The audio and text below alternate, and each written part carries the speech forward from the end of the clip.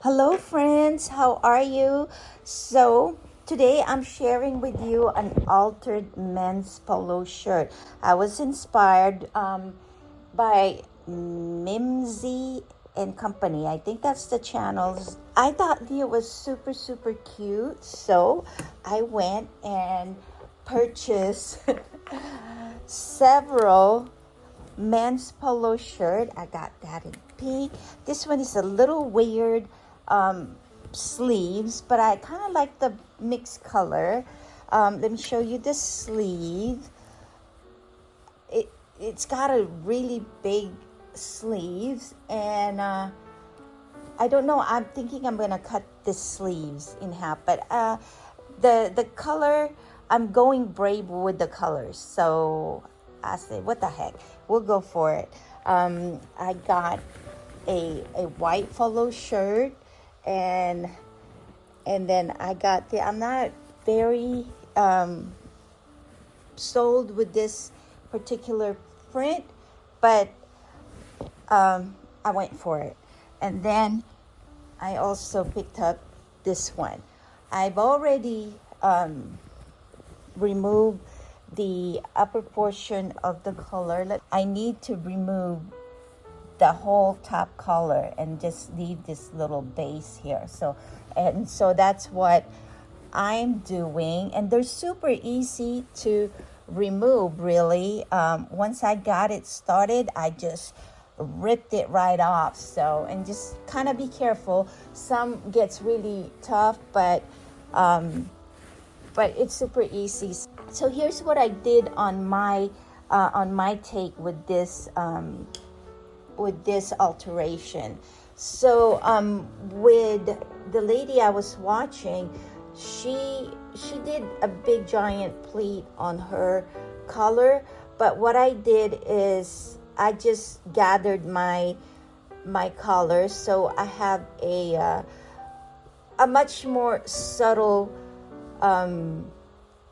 ruffles on my collar, and I kind of like it that way. Everybody had their own ways of their own likes. So this is mine, and I really like this better. I don't like my collar to be standing up too much, but she does. So that's how I went on mine. And then I also took the original hem from the original, from the shirt, and I just sewed it on the bottom, and then I flipped the seam and I top stitched it.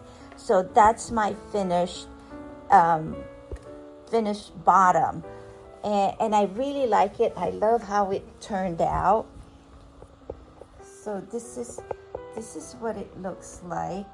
I'm obviously in the shop. I don't have anything to show how I styled it, but I'm gonna be you guys are gonna be seeing it. I'm gonna be obviously wearing them, so you'll see it on my future video how I decide to style it.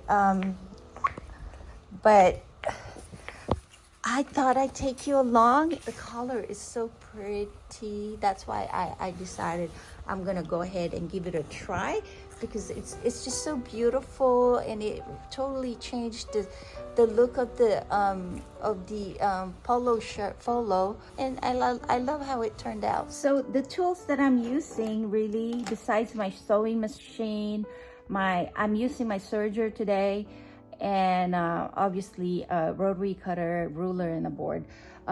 In order for me to rip this guy apart, I have seam ripper. I have this little chalk marker just to mark where my color is at, and then this blade. I love it because it makes my ripping super fast. Just to get me started, I just take my seam ripper and just to take that couple of stitch there, and then I just, before I move ahead, I go ahead and mark where my color starts, and you will see it where you really, it's where you begin ripping your stitches, right? But sometimes I go 1 or 2, 3 stitches over it. So I just kind of like to know where my beginning and the end of the color starts and end there. So so just to give it a good start. Even though there's a seam here, there is still another seam up there that's holding the color together. So there, I got it started. And sometimes if I just pull really nice and hard, I can get it started. Now this color is a little different because there's additional stitching here. I don't know if that's just for design or for like stiffness on the color. So all I do is just go and slip my little blade here. I don't use my color because I mean my seam ripper, it works too, especially if you put the one with the red ball inside and just kind of slip it there.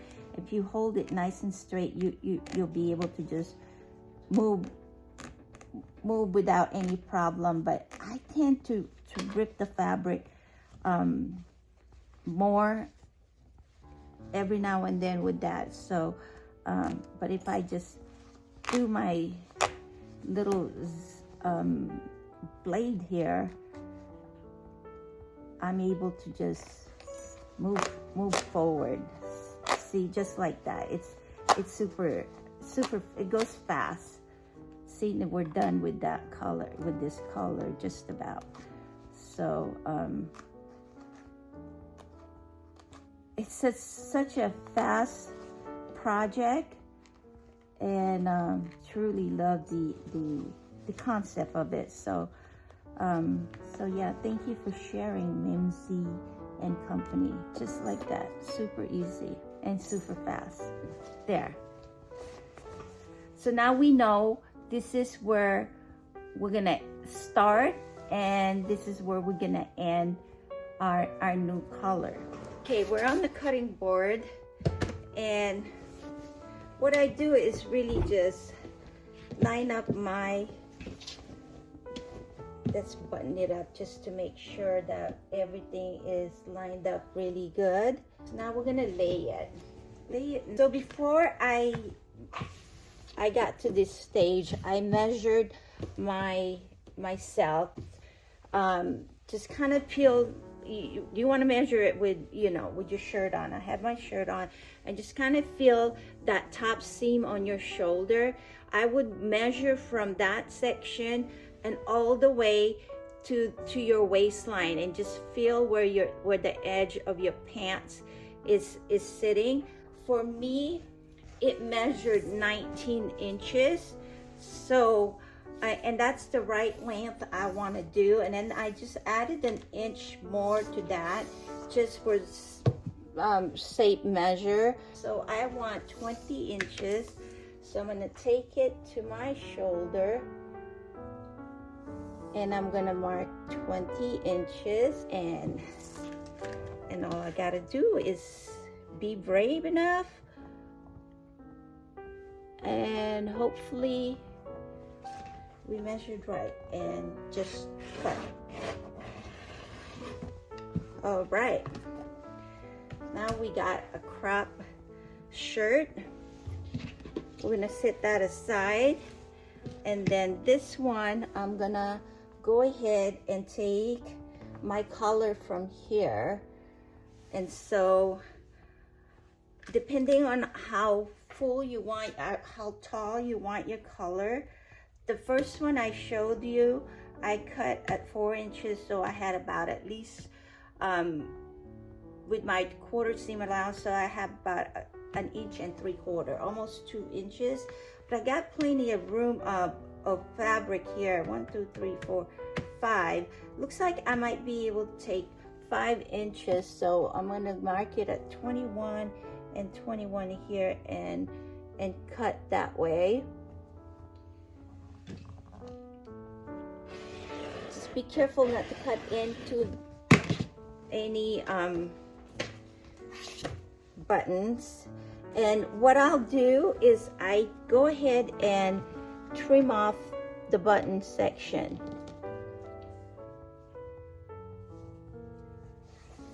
The lady I was watching, she went ahead and kept those, but I'm gonna take it off because there's plenty of fabric to use. So that's done, and all we need to do now is go ahead and just fold it. Make sure that your seam are matching.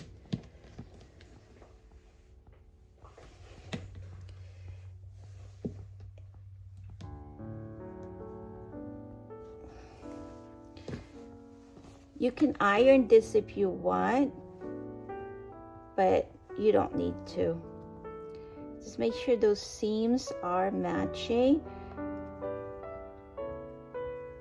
And you can do either a zigzag stitch if you like, if you don't have a serger, or take it to your serger and just sew your edges shut. All right, friends, so here we are in my serger, sewing the fabric together like so. And then we'll go move over to my treadle.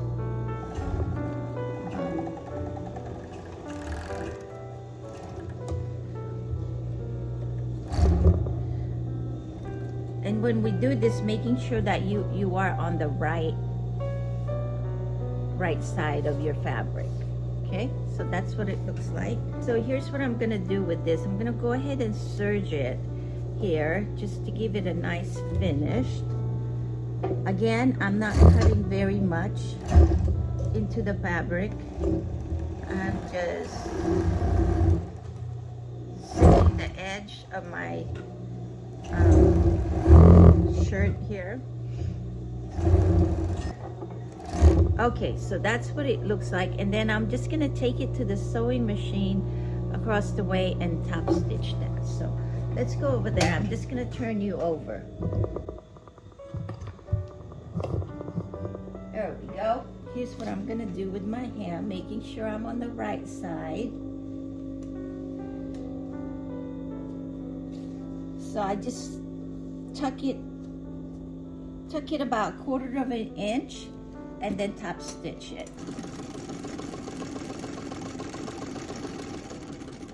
So there it is. She's all done. And we're just gonna trim. The blouse is done. So now with this one, I need to increase my stitches. And I'm basically gonna do a straight stitch. So since we enlarged the stitch on this, now we're just gonna do the pulling on the ruffles. Be careful, you don't want to cut your stitches here, your thread. So be careful when you're pulling. So one piece of the thread is the pull, which I think it's the back. Yep, it's the back. You pull it and then just kind of, is it the back? Yeah, it has to be the back. There we go. Yeah, just be very careful with it. What I usually do is I gather from one side halfway, and then I gather the other side to finish it off, just because I don't want to break my thread here. Once we get to the gather that we want, we're gonna go ahead and align it. So what I do is, oh, by the way, I tied the end of this so my ruffles, as I gather them, won't go through there, and I end up losing the ruffles. So I just go ahead and line that up there, and I just basically make sure that all my serger stitches it's sandwiched in between there. So, and I just pin and just give it a little bit more push that gather there a little bit, and then I'm gonna just simply walk my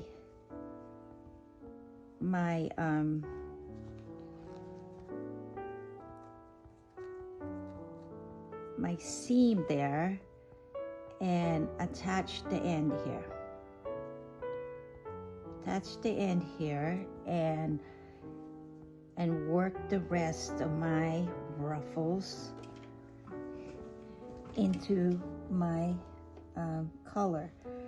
And if it's more ruffle on one side, then I would adjust it. And if I have a little bit more, then I would be able to release it a little bit, you know? So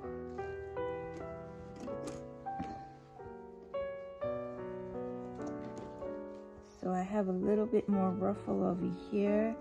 I'm gonna kind of move them a little bit and start shifting them towards the end here. So my ruffle is gonna be, you know, even.